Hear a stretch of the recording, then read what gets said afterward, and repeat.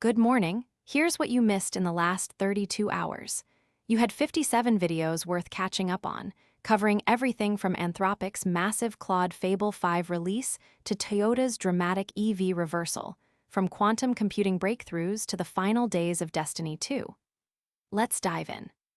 The biggest story today was Anthropic's release of Claude Fable 5 and Mythos 5.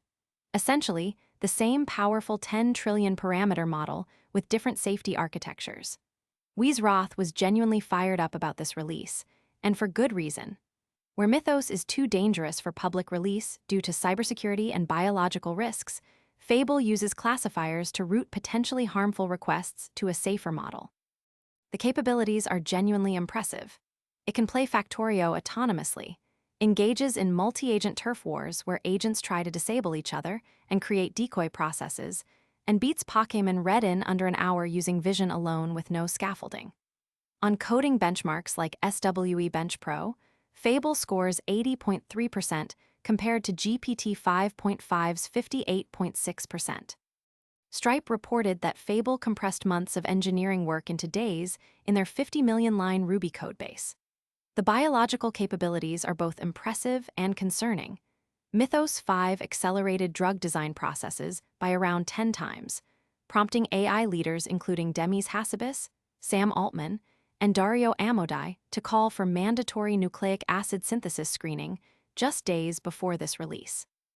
Matthew Berman got hands-on with Fable 5 and was absolutely blown away, describing it as something else, and absolutely a new class of artificial intelligence.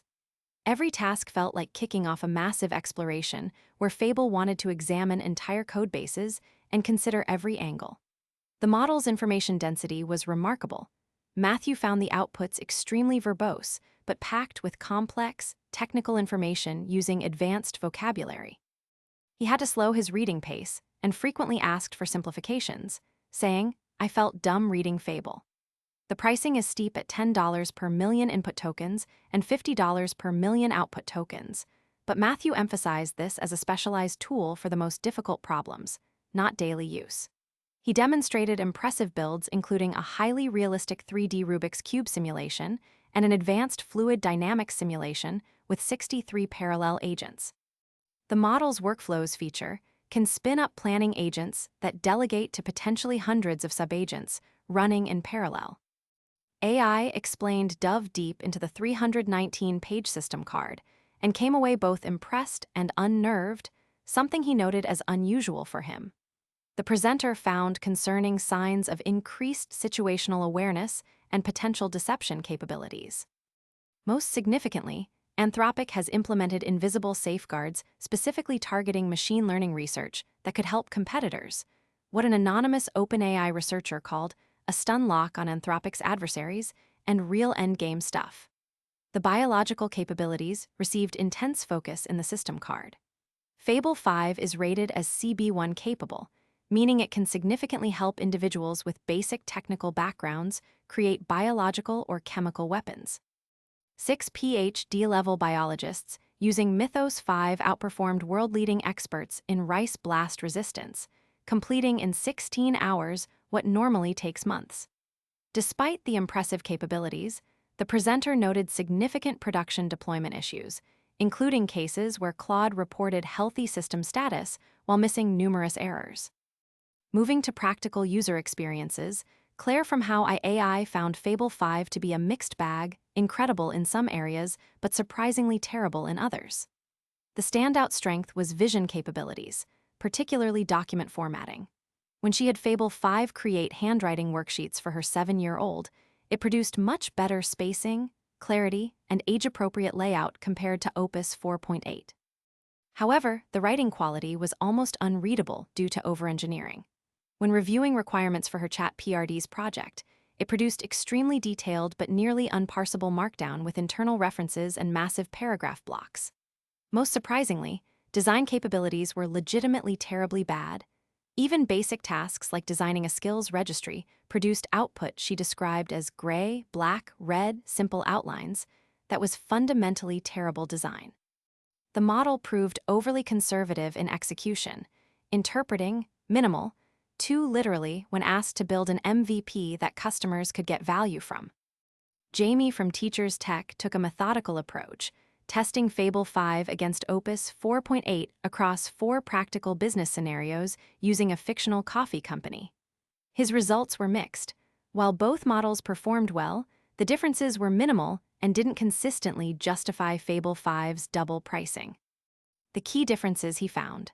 Fable 5 consistently made an additional observation that the customer base grew over the first year by comparing early year numbers to later dips, while Opus reported the same numbers but didn't draw that conclusion.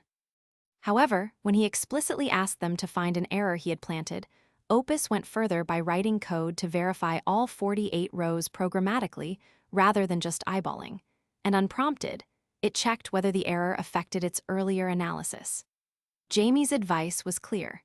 Use the free window through June 22nd to test with your own work before deciding if the premium pricing is justified. Manolo Remedy brought urgent strategic advice about this release. He emphasized that Fable 5 is only available via $200 subscription for 2 weeks before becoming API, only at much higher costs, creating a critical window for users to build complex projects while it's still affordable. His strategy involves using Fable 5 for the heavy architectural work during these 2 weeks, then switching back to cheaper or local models for finishing touches. He theorized about Anthropic's motivation, suggesting the 2-week window is a deliberate strategy to create dependency. 1 week would be just experimentation, but 2 weeks allows users to build businesses around the model. Once Fable 5 moves to API pricing, daily bills could range from $100 to $100 or more, positioning it primarily for corporations where spending $5,000 per user monthly becomes feasible. Skill Leap AI demonstrated several coding examples comparing Fable 5 to Opus 4.8 results. The first was an interactive SimCity-type game, where Fable 5 produced significantly better visual results with more animation and better night-day transitions. However, other examples showed mixed results. An interactive AI history timeline showed modest improvements, while an interactive solar system demo performed roughly equivalent to Opus 4.8. The presenter frequently encountered limitations, receiving errors stating, "Claude is unable to respond to this request," which appears to violate our usage policy. The system would automatically switch from Fable 5 back to Opus 4.8 when content was flagged, with users getting a notification about the model switch. Despite the mixed results, he noted that Fable 5 appeared better at following specific prompt instructions and handling revisions. AI for Humans hosts Gavin and Kevin were genuinely excited about Fable 5's capabilities, with Gavin literally standing up and applauding when discussing the coding benchmark improvements. They showed measured enthusiasm tempered by practical concerns about cost. The most striking number was agentic coding performance. Fable 5 scored 80.3% compared to Opus 4.8's 69.2%, a significant jump in just 3 weeks. Even more dramatic was the Frontier Code Diamond benchmark, where GPT 5.5 scored 5.7%, while Fable 5 achieved 29.3%. However, they raised a major concern about cost. Fable 5 costs twice as much in tokens as Opus 4.8, which was already the most expensive model. They recommended using it strategically for high-value tasks like codebase refactoring or orchestrating multiple agents, not for daily use like email triage. Nate from AI News and Strategy daily provided a thoughtful analysis of the broader implications, arguing that the choice between Claude Code and Codex isn't about which AI model is better, but about which interface trains better agent management habits. Claude excels at collaborative steering for ambiguous work, while Codex excels at dispatching and managing parallel agent tasks. He emphasized that both tools are training us for different approaches to agents.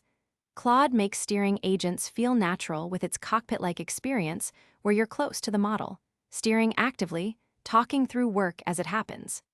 Codex feels like an operations desk with parallel compute capabilities where you can have multiple threads running simultaneously. His key insight was that we're all on the edge of an agent revolution, and the differences between these tools will shape how we imagine working with agents, creating distinct mental patterns. On the software engineering front, RJ McCandless from Amazon shared a 3-step framework for choosing tech stacks that remains relevant even as AI transforms development. He emphasized picking the right ecosystem for your domain first, then choosing framework weight based on needed functionality, and finally prioritizing team knowledge and boring defaults over shiny new technologies. He shared a detailed story from Amazon about a principal engineer who convinced his director to let his entire 30-person team build an app using the then-emerging Kotlin multi-platform. After 2 to 3 months, engineers began complaining about problems, and the team ultimately had to pivot, costing months of work. His framework serves as a reminder that even as AI changes how we build software, the fundamental principles of technological choice remain important. Maximilian Schwarzmüller was clearly frustrated with the latest AI coding trend called loop engineering, where you design loops that keep prompting coding agents until tasks are completed. He called it another overhyped rebranding that misses the point about how good software should actually be built. While acknowledging that AI models are actually decent at achieving goals when they can verify outcomes, he argued this approach fundamentally misunderstands good software development. Code produced by just finding a way might work initially, but could break with future changes, contain bugs or security issues, or fail in various other situations. He emphasized that developers have learned certain patterns and practices for good reasons. They create code that's easier to adapt, understand, adjust, and maintain. Shifting to creative applications, Mike from Game from Scratch demonstrated Strudel, a browser-based tool that lets you create music through JavaScript code. He was genuinely enthusiastic about what he called perhaps the best interactive documentation I have ever seen in my life. Strudel is based on tidal cycles, originally written in Haskell, but has been ported to JavaScript for broader accessibility. Mike demonstrated by creating his first musical example, Hot Cross Buns, walking through the note sequence and showing how to change instruments, add reverb effects, and modify tempo. The comprehensive documentation system includes interactive tutorials covering sounds, notes, sequences, and effects. He showed how created music can be saved as WAV files for use in games or other projects, and emphasized that while Tidal itself requires Haskell knowledge, Strudel's JavaScript implementation makes it much more accessible to developers. Moving into more technical territory, Alexander from GOTO Conferences presented vector databases as a fun and absurd technology through the lens of game development.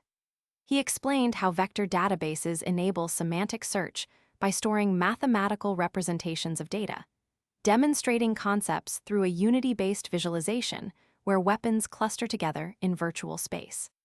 The key insight was that vector databases don't require AI or LLMs. They're essentially very smart algorithm wrappers that can enable semantic search independently. He traced the evolution from Google's Word2Vec in 2013 through BERT models that could understand context, to CLIP models that can vectorize both images and text in the same space.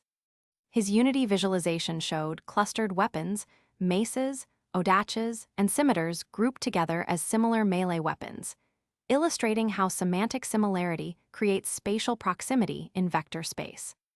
Derek Bingham from Yao, 2025 argued that while AI coding assistants are disrupting the development field, developers who learn proper context engineering and spec-driven development can leverage these tools effectively rather than be replaced by them.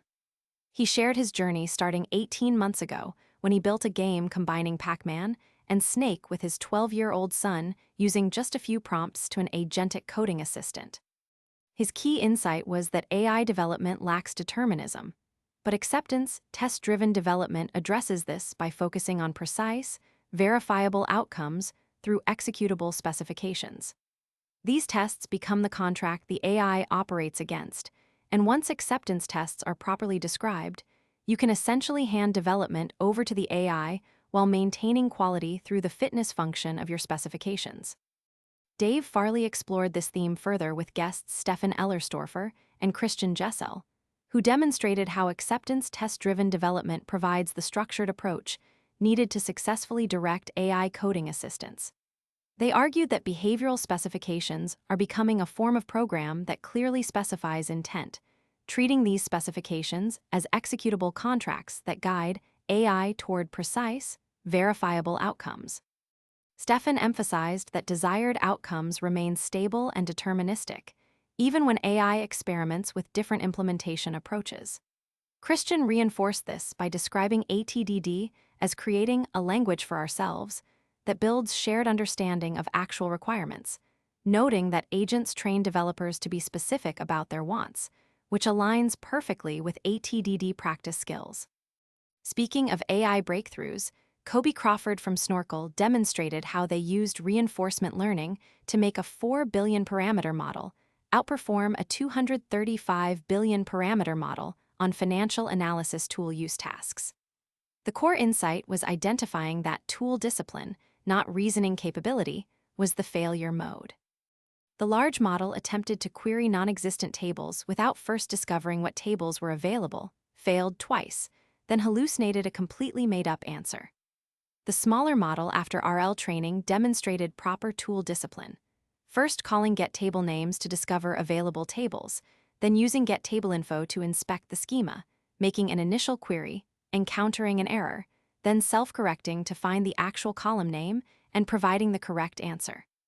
The entire RL training loop took 24 hours and cost under $500 per run, demonstrating that effective RL doesn't require massive computational resources.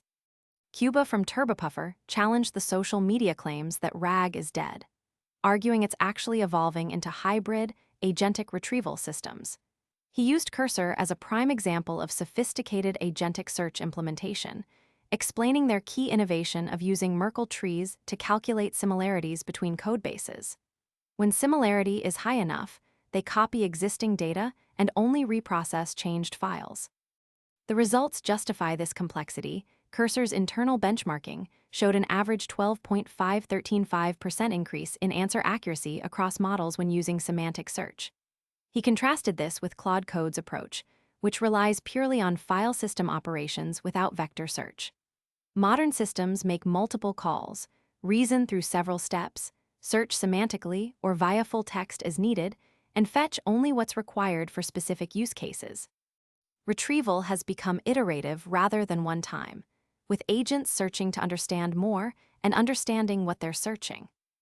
Thor Schief from Google DeepMind showcased their comprehensive audio AI stack, from advanced transcription and voice generation to real-time multimodal conversation and live music creation. Using his multilingual introduction as input, he showed how Gemini 3 Flash Preview could extract comprehensive information in a single API call. Speaker identification, accurate timestamps, language detection, English translation, emotion classification, and a brief summary. Unlike traditional TTS systems with huge voice libraries, Gemini uses approximately 30 base voices that can be directed to act in specific ways. He demonstrated Finian, a base American accent transformed into an authentic Irish accent, and Zephyr, another American voice transformed into Singaporean English complete with local expressions. The demonstration concluded with Lyria 3, their music generation model, where he created a live jukebox application that generated a German techno-Schlager song about the UK startup scene with manic energy. Moving to quantum computing, David Bombal interviewed Ramana from Cisco about their first universal quantum switch, a foundational piece for scaling quantum networks. Ramana explained how quantum computing today is fragmented across different modalities: superconducting, neutral atom, photonics, and ion traps, and their universal switch aims to interconnect these different quantum processor types with one network to rule them all. The fundamental problem being solved is the classical n-squared scaling issue. Without switches, connecting 10 nodes requires 100 connections, 1,000 nodes require 1,000,000 connections.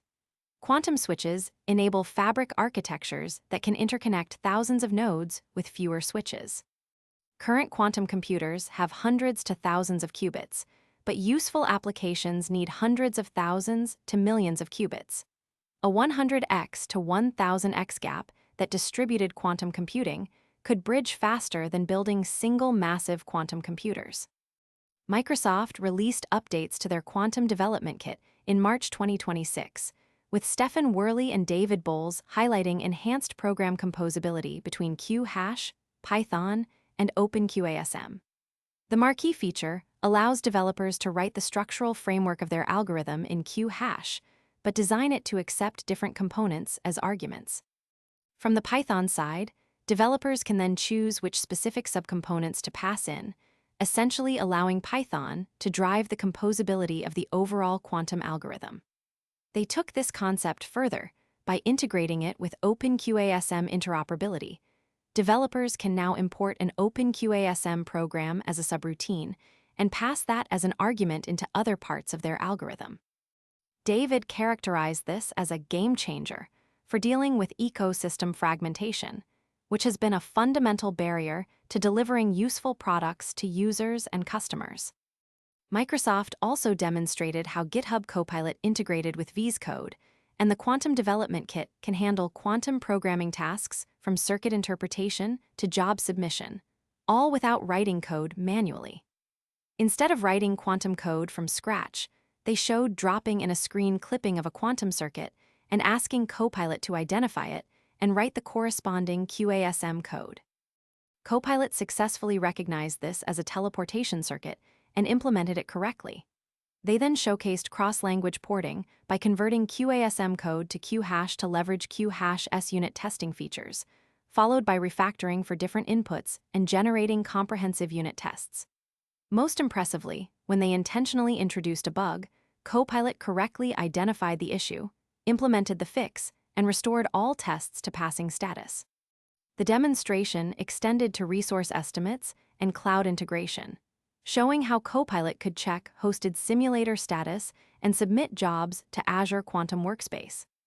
Microsoft also introduced WorkIQ A2A, which exposes Microsoft 365 Copilot's intelligence through the Open Agent-to-Agent protocol.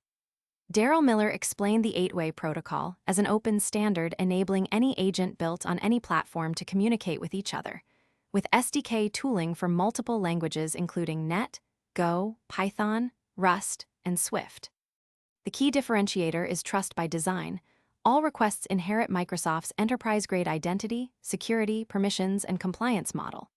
When a client agent sends a message to a remote agent, the remote agent creates a task to track work, with tasks having status tracking, lifetime management, and message history.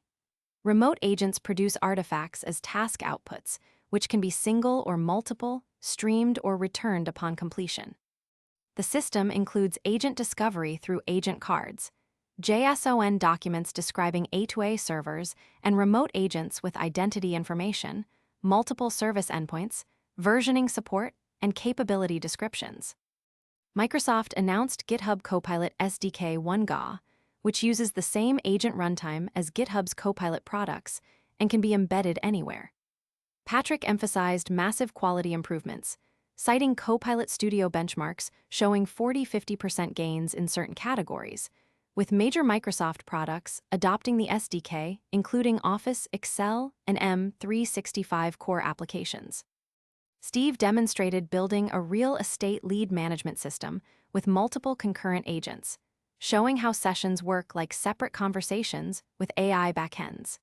He introduced OS-managed sandboxing using their new MXC cross-platform library, demonstrating how malicious requests get blocked by operating system controls even when the agent tries multiple approaches.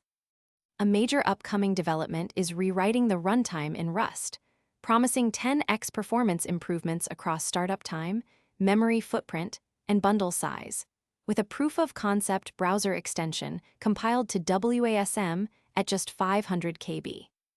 A Microsoft developer shared their experience leading the open sourcing of major Microsoft products, describing how the company's culture shifted from taking 6 months to approve TypeScript's open sourcing to approving Chakra in dramatically less time. The presenter traced American history from taking 6 months of discussions and negotiations to get buy-in for TypeScript. But when Chakra came up just a couple years later, the approval process was orders of magnitude faster. They characterized this as representing a massive culture change at Microsoft, with the decision to open source Chakra being much more significant in scope since it was the core JavaScript engine behind Internet Explorer. This evolution continued with Net and Visual Studio Code being built as open-source products from the start, establishing open source as essential for modern developer products. OpenAI demonstrated their Codex Creative Production plugin for marketing professionals, showing how it can generate, modify, and refine campaign images and marketing materials in minutes. The workflow starts with specifying desired look and feel for campaign images, leading to rapid image generation that serves as a foundation for refinement. The annotation feature allows modifying generated images with specific feedback, while the remix feature enables altering the look and feel of specific images within a generated set.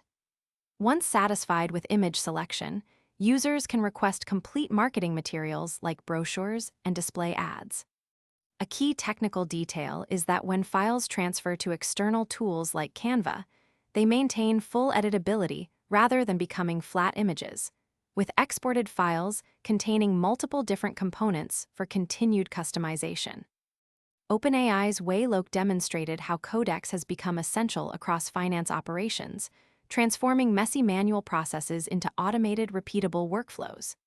At the advanced end, he uses Codex to build skills that are then utilized by other Codex workflows, creating a layered automation system, plus complete internal applications spanning finance, procurement, and accounting. For the broader finance organization, they use Codex for month-end executive slides, custom dashboards for vendor reviews, and journal entry preparation support. His central thesis was about transformation of process quality. The key value isn't just efficiency, but converting messy workflows into repeatable workflows. This suggests that Codex isn't just speeding up existing processes, but fundamentally improving their reliability and standardization. OpenAI also demonstrated their new data analytics plugin for Codex, showing how it functions as an agentic data analyst that can solve unique business problems. The system automatically gathers relevant context from multiple different systems to build comprehensive business impact reports within just a few minutes. The generated output contains detailed breakdowns, charts, and analysis with real-time editing capabilities. A key feature is transparency. Users can examine the underlying data sources and workflows that Codex used to create reports, allowing them to understand the methodology and potentially replicate the analysis. The export functionality integrates with business templates like Google Slides, maintaining existing workflows while generating reports that match exact formatting requirements that leadership teams are accustomed to receiving. Corey Dolphin from Nextdoor explained how Codex has fundamentally transformed their engineering process for over 105 million users across 11 countries and 350,000 neighborhoods. The core benefit is enabling individual engineers to execute full development cycles independently. A single engineer can now take an idea from initial concept all the way through to production deployment across all of Nextdoor's different platforms simultaneously. This represents a significant expansion of what individual engineers can accomplish. He positioned Codex as having a particular superpower in tackling their most difficult technical problems, describing scenarios where traditional problem-solving approaches fail. In these situations, engineers turn to Codex as what he characterized as a reliable companion that helps them conduct deep technical dives into challenging subjects. OpenAI CFO Sarah Friar discussed how AI is transforming finance work through automation of routine tasks while enabling teams to focus on higher-value strategic work. Her 200-person finance team is already using AI agents for everything from investor relations to tax form processing. A breakthrough moment came during a major fundraise when they created a custom GPT for investor relations, feeding it company presentations and diligence materials to answer investor questions instantly. This system proved its value during a meeting in South Korea, where investors presented questions in Korean. Friar photographed the questions, and her custom GPT translated and provided answers immediately. Currently, OpenAI is going AI native across all finance processes. Her tax team has automated the tedious process of filling out tax forms worldwide. The AI pulls forms from various tax authorities, understands their structure, and pre-fills them with calculated data. PostHog is building a pipeline that transforms product observability data into automatically generated pull requests, as demonstrated by Joshua Snyder. Instead of waiting for humans to check dashboards, they run background agents that detect issues and automatically create pull requests. The goal is for developers to wake up to ready-to-review or already shipped PRs rather than dashboard alerts. The pipeline has 5 key stages: ingestion with LLM safety filtering, grouping to connect disparate signals representing the same problem, research agents using Claude's Agent SDK with MCP servers, actionability assessment determining if issues are fixable by agents, and execution that clones repositories and builds fixes. He emphasized 4 key lessons learned. Evaluations are critical for diverse customer data. Embed the right things carefully since off-the-shelf models match on structural similarity. Agents will try to fix vague problems leading to noisy PRs, and don't over-optimize for cost during experimentation. RunPod's Audrey HSU demonstrated Flash, their new Python SDK that lets developers deploy GPU-accelerated functions directly from their IDE without the typical Docker build cycle. She explained RunPod's mission of providing GPU infrastructure so developers can focus on code rather than CUDA versions and PyTorch compatibility. The Flash workflow involves writing regular async Python functions, adding their Flash endpoint decorator, and deploying everything inside the function to GPU Cloud while helper functions run locally. During her live demo, she showed generating images with stable diffusion models, live switching to Dreamshaper for better art quality, and demonstrating hot file reload where application changes get repackaged instantly. The final demo showcased orchestrating multiple models, sending requests to Qwen3 for prompt engineering, passing enhanced prompts to Dreamshaper, and sending results to NanoBanana 2 for photo composition. Switching gears to consumer tech, Switch and Click tested whether 2026 is finally the year projectors can compete with TVs by examining a $4,500 ultra-short-throw projector. After years of avoiding projectors due to setup nightmares and poor image quality, he discovered ultra-short-throw technology at CES that eliminates ceiling mounting since they can sit anywhere a TV could go. However, the setup became a nightmare, requiring a lenticular screen that took over 6 hours of professional assembly, followed by over 30 minutes of manual keystone adjustment for acceptable alignment. After extensive calibration, including enhanced black level algorithm and iris control, side-by-side TV comparison revealed persistent issues.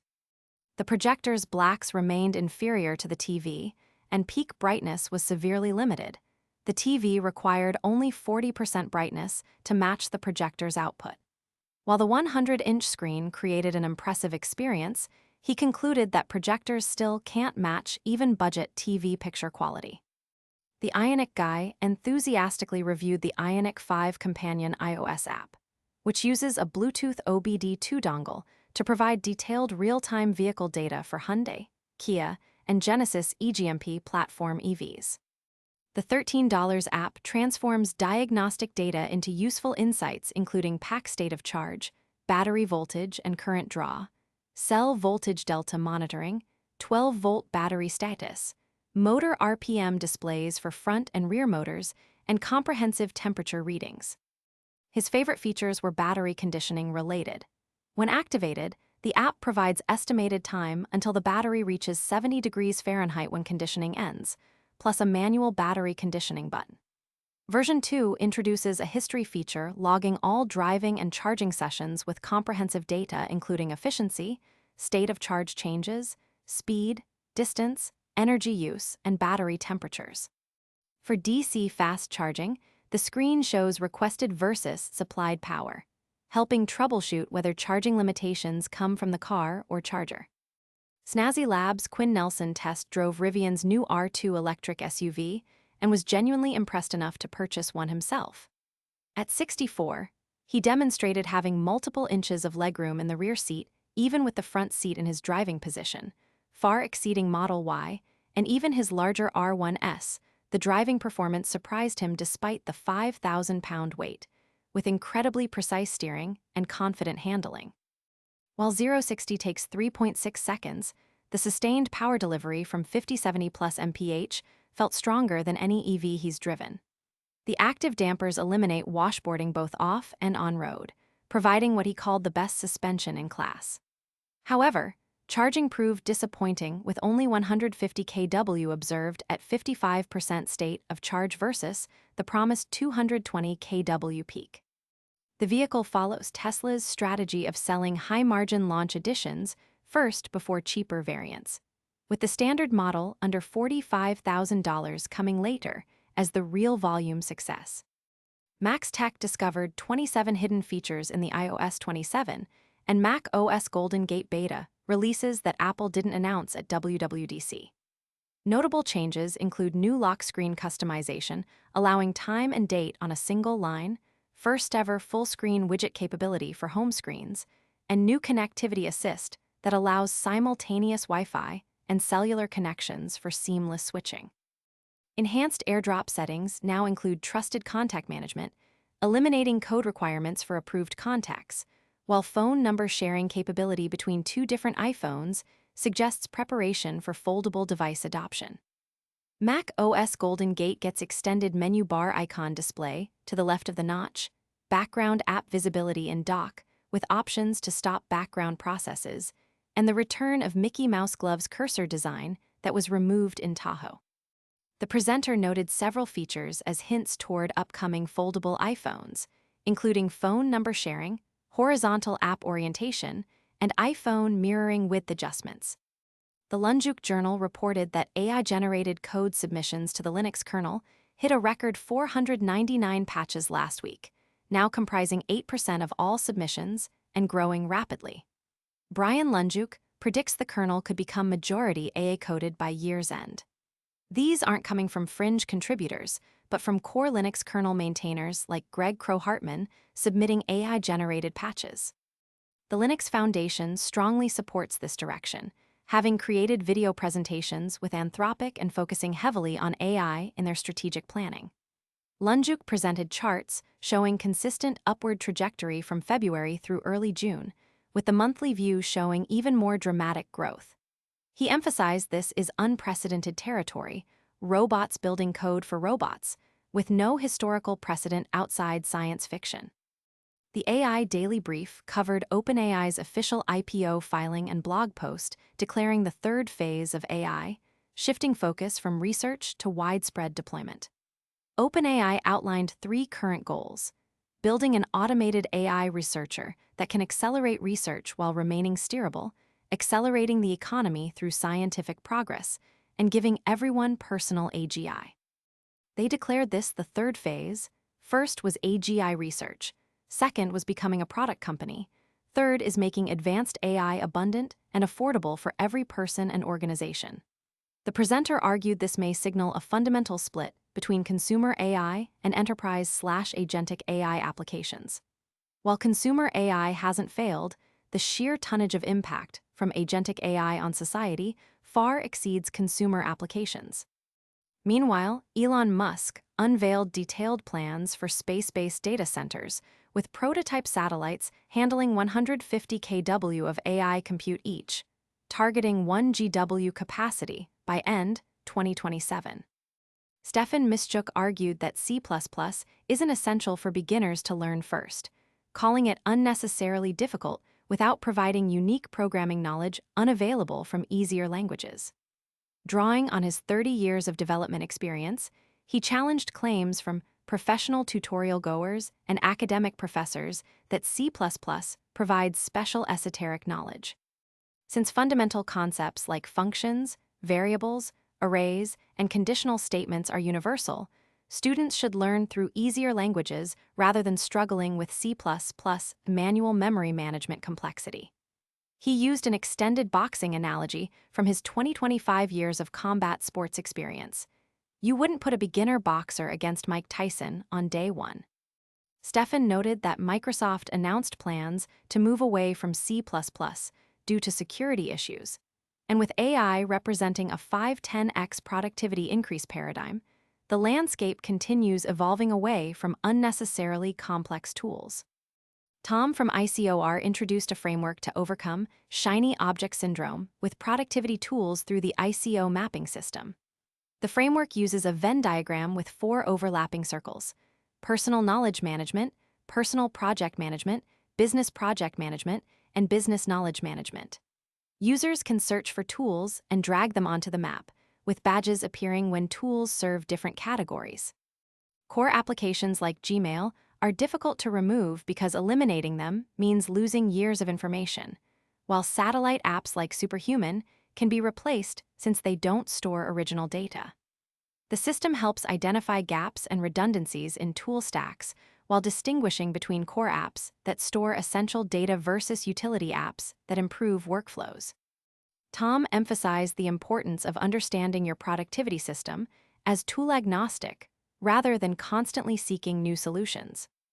Author Ann Patchett delivered a heartfelt TED Talk drawing parallels between a helpful Hare Krishna she met in a 1986 airport and her own mission to promote reading through opening Parnassus Books in Nashville. She recounted being 22, lost in Chicago O'Hare with a 14-pound typewriter, when a young man who looked like John Denver offered to help. During a delayed flight, she listened as he described wanting to share God's love despite people rushing past and burying faces in newspapers. Years later, she realized she'd become that person wanting to testify about the greatest love in her life, which is reading. When Nashville's 2 major bookstores closed in 2011, she opened Parnassus not from lifelong dream, but from irritation. She emphasized that books provide something computers cannot. Novelists weave information threads into enduring tapestries that teach empathy and help develop long-format brain essential for understanding complex problems. A major battery breakthrough emerged from an unexpected source. Chinese flying car companies have successfully deployed 480 Wh/kg solid-state batteries in commercially available eVTOL aircraft. The Electric Viking discovered this while stumbling upon an entire street in Guangzhou dedicated to flying car displays from roughly 20 different companies. Ehang and Shenzhen-based Inc.'s Energy jointly developed lithium metal solid-state batteries using metallic lithium anodes and oxide ceramic electrolytes, achieving nearly double Tesla's cylindrical cell density.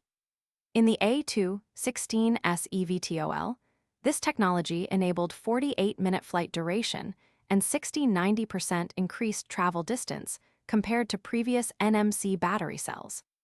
This marks the first real-world application of high-density solid-state batteries in large-scale vehicles, potentially signaling a 60–90% range improvement for future EVs that could achieve 1,200 km range with current 80 kWh battery sizes. The Pentagon officially classified BYD and NIO as Chinese military companies on the 1260H list, effectively warning American businesses away from them. The Electric Viking was skeptical of the justifications, noting BYD has operated a factory in the United States for over 30 years building buses and trucks. The Pentagon's reasoning included NIO being affiliated with China's state asset regulator and BYD being located in a military-civil fusion enterprise zone. The list doesn't impose immediate sanctions, but bars the Defense Department from contracting with these companies and serves as a warning that doing business could become politically radioactive. The timing was problematic, coming less than a month after diplomatic efforts to smooth trade tensions, revealing what he characterized as Washington's response to watching China seize the commanding heights of the EV battery and autonomous driving world.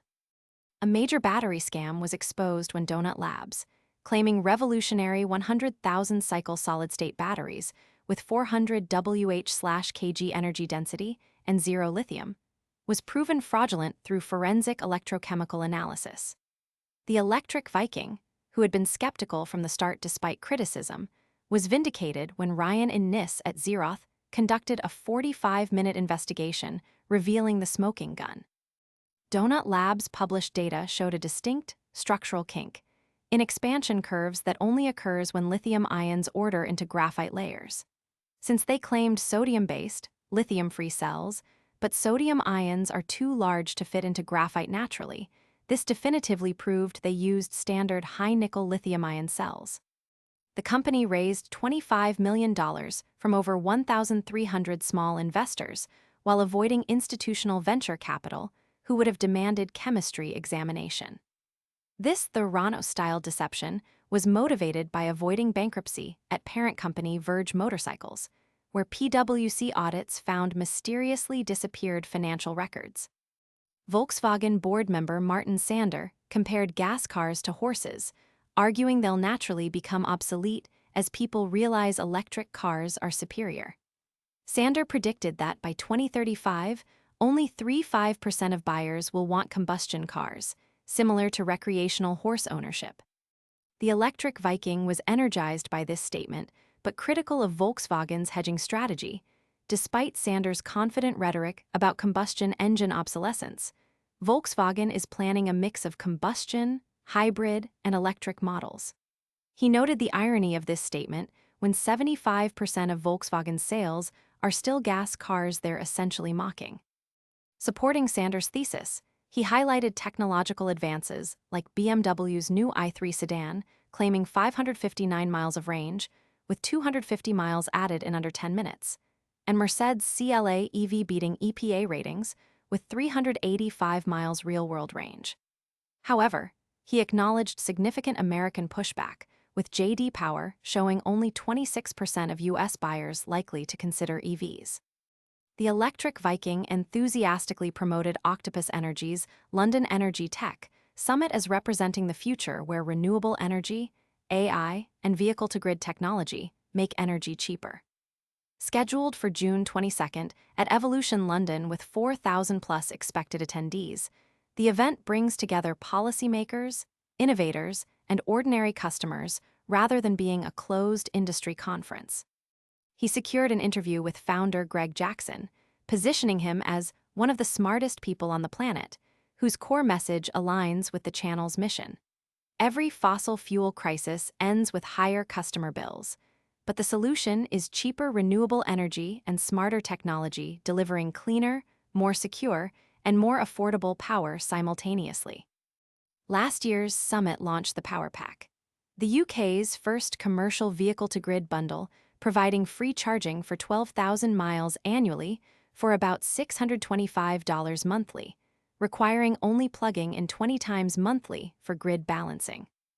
Gaming news was dominated by Destiny 2's final day, as fans organized a massive server slam party that achieved 167,867 concurrent Steam players, making it the one top seller and dramatically outperforming Marathon to send Sony a message about greenlighting Destiny 3.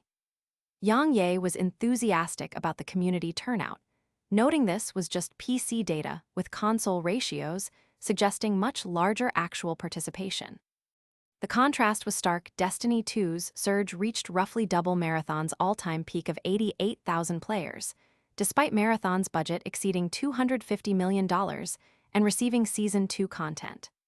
According to Bloomberg's Jason Schreier and Forbes' Paul Tassi, Destiny 3 is not in development, hasn't been greenlit, and isn't under consideration, with Sony refusing multiple pitches before the final Shape expansion. This led to significant Bungie layoffs and a $765 million impairment loss, devaluing Sony's $3.6 billion acquisition. On the indie game development front, Darren Williams from MinMax Game Consulting was scheduled to discuss why great games still fail, though the transcript wasn't available for this presentation. This represents an important topic for developers as the gaming industry continues consolidating around major successes while smaller titles struggle for visibility. Level 1 Techs reviewed the Minisforum N5 Max, calling it an absurd NAS, built around AMD's Strix Halo platform with 16 cores, 64 GB RAM, and AI capabilities. Wendell was clearly excited about this extremely overpowered 5-bay NAS that's essentially a small server disguised as storage. With AMD Ryzen AI Max Plus 395, Radeon 8060S graphics, and XDNA 2 NPU, it supports both mechanical drives and NVMe storage with dual 10 GB E and USB 4 V2 ports. However, he cautioned about a critical J-Micron SATA controller bug causing silent data corruption in some scenarios, emphasizing this represents the difference between a failed disk and catastrophic data loss. The sweet spot is as an all-in-one home lab with offline AI capabilities supporting virtualization, media services, home assistant, and potentially routing, though he warned it's beautifully absurd for basic file storage needs. That's your comprehensive catch-up on the last 32 hours. From Anthropic's game-changing Fable 5 release to major shifts in the automotive industry, from quantum computing advances to the final chapter of Destiny 2, it's been quite a whirlwind. Stay tuned for more developments as these stories continue unfolding.